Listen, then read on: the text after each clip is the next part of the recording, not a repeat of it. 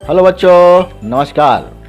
Amol genius classes में आपका स्वागत है। मैं रूपेंद्र डायमेंशनल फार्मूले ऑफ फिजिकल क्वांटिटीज़ को समझाऊंगा। डायमेंशनल फार्मूला किसी भी फिजिकल क्वांटिटी का बेस क्वांटिटी के टर्म्स में रिप्रेजेंट किया जाता है। बेस क्वांटिटी या फंडामेंटल क्वांटिटीज़ आप जानते हैं 7th होती हैं। मैकेनिक्स में मास, लेंथ और टाइम बेस क्वांटिटी का यूज़ करेंगे और सभी डायमेंशनल फार्मूले मैकेनिक्स के मोस्टली एम, एल और टी में ही रिप्रेजेंट किए जाते हैं।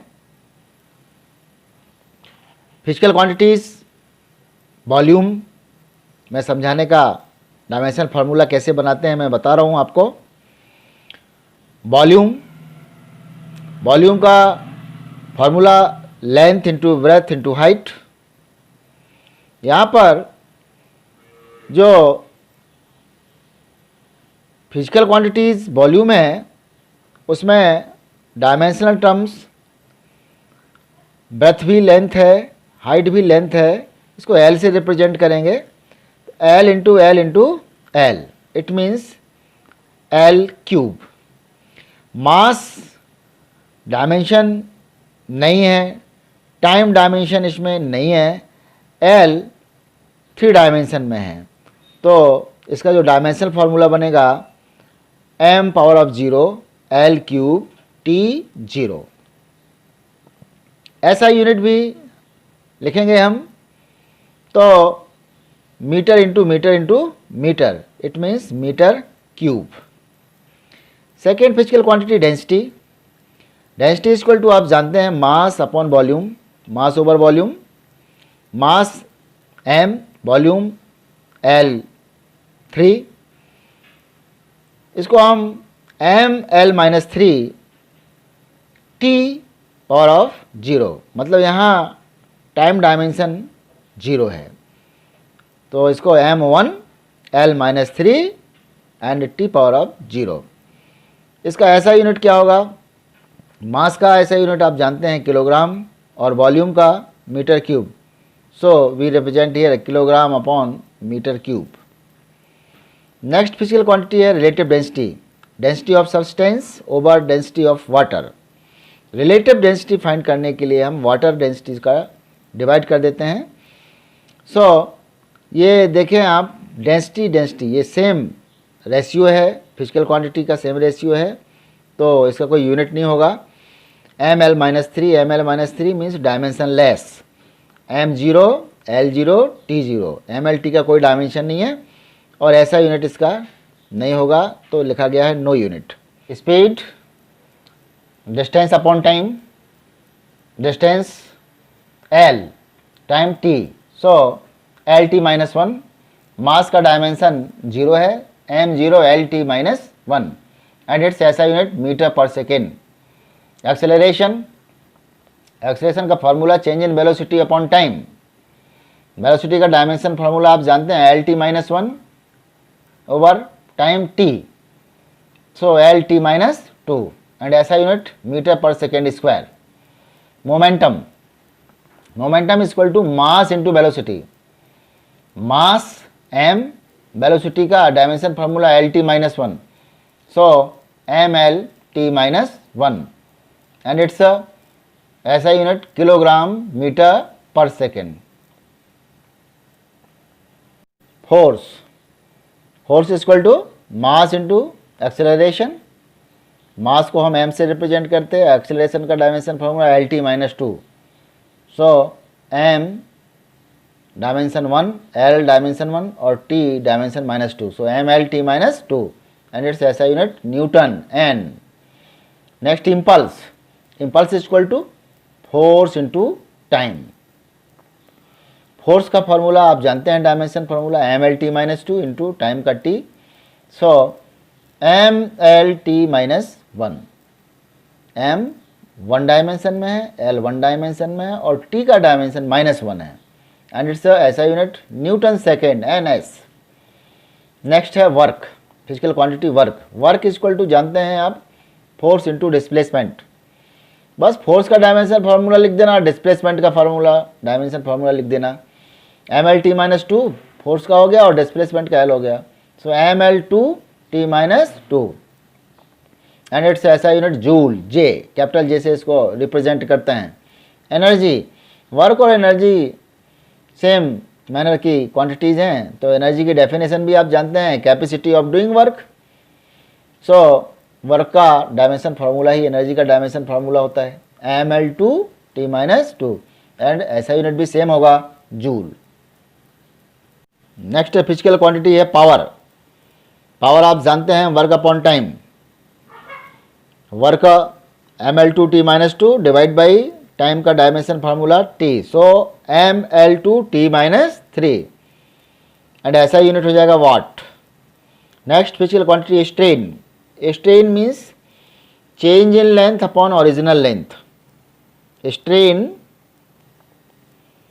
किसी, इसको ऐसे समझो, हालांकि नेक्स्ट टॉपिक में अपन ये सब कुछ समझेंगे, स्ट्रेन वगैरह जो भी फिजिकल क्वांटिटीज़ हैं, स्ट्रेस स्ट्रेन।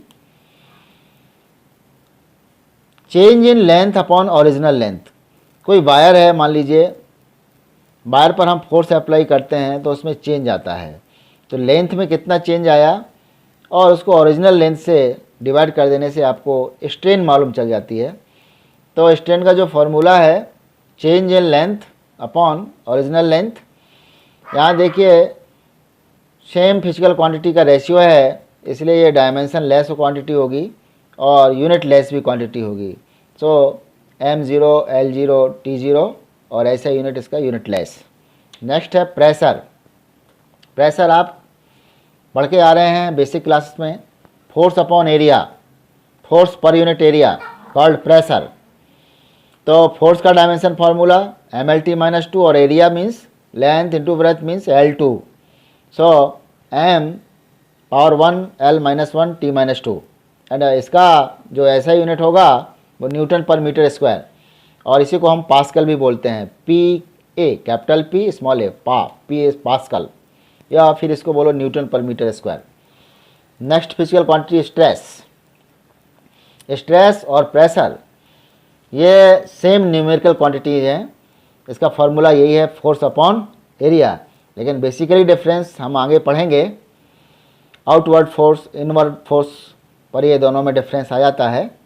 ये भी सेम फार्मूला है फोर्स अपॉन एरिया, और डायमेंशन फार्मूला भी सेम रहेगा mL-1 t-2, और इसका ऐसा यूनिट भी सेम रहेगा newton per metre square. Elastic constant,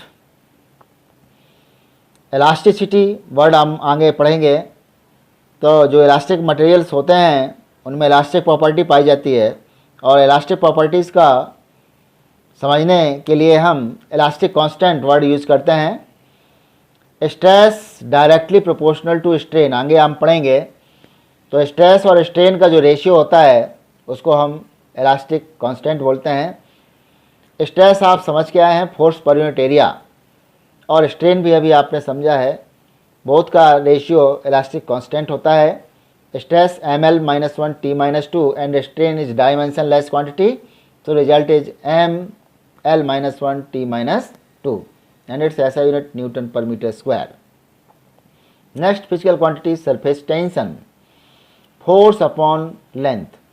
ये लिक्विड में, लिक्विड लेयर्स में सरफेस टेंशन पढ़ेंगे हम। पर यूनिट लेंथ पर एक फोर्स एक्टिंग करता है जिसको हम सरफेस टेंशन कहते हैं।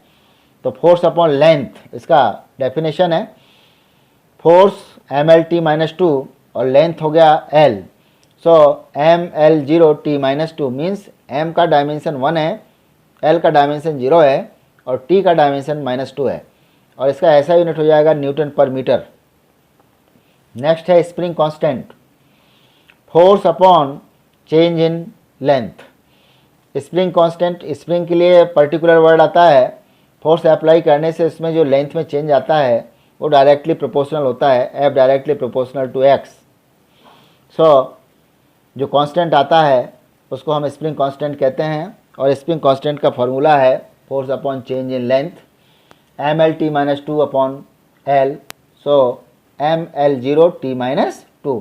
यहाँ L और L कैंसिल हो जाते हैं तो L का डायमेंशन 0 हो जाता है और इसका ऐसा यूनिट होगा न्यूटन पर मीटर।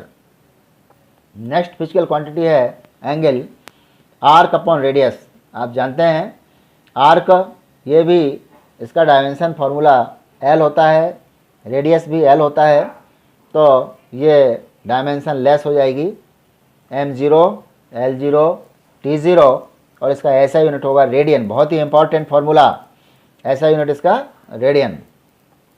नेक्स्ट है angular velocity. Angular velocity angle over time, मतलब एंगल को अपन टाइम से डिवाइड कर देते हैं तो फिजिकल क्वांटिटी मिलती है angular velocity. Change in angle with respect to time,